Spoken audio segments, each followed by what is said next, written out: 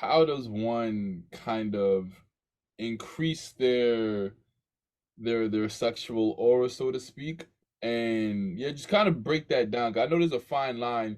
I know some men might take that message and take it a little too far, like Yeah, for sure. aggressive. So there's that. So that's the thing, like, so when a guy does take it to too far, right, and too aggressive with that, the problem is he's still probably in his head about it. He's still not Mm, just letting it flow. So it's about relaxing. That's really what it is. You know, a guy with high testosterone, with a high sex drive, you want to think of him as this like really aggressive guy, but that's actually not the case. He's going to be a much more relaxed guy. He's going to be that smooth guy, right? Now he can throw down if the situation calls for it. If someone needs to be protected, or if there's an injustice, he can crank up that aggressiveness and assertiveness to protect others.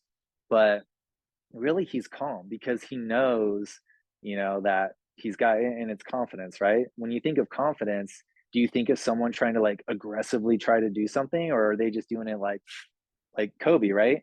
mm, He's just flying up to the basket, right? It looks easy, it's natural, right? He's just letting it flow, it's natural, right?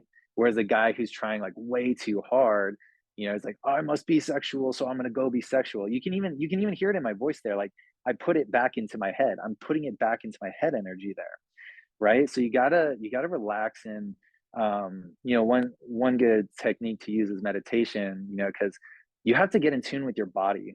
Women are very sensual creatures. They're much more in tune with their body and their senses than men tend to be, because we're very rational and logical. So we're always thinking like, okay, how can I accomplish this? How can I go hunt and provide food? How can I go make some money? How can I get this girl, right?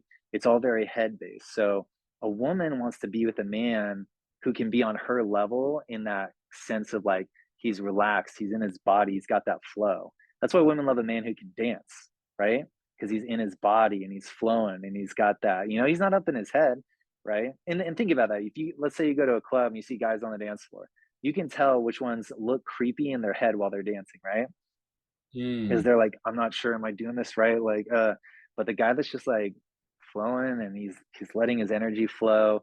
Um, and you can even, think of it, though I like to think of like kind of three energy places. Like there's your head, which is great for problem solving, but it's not great for interacting or building relationships or having sex.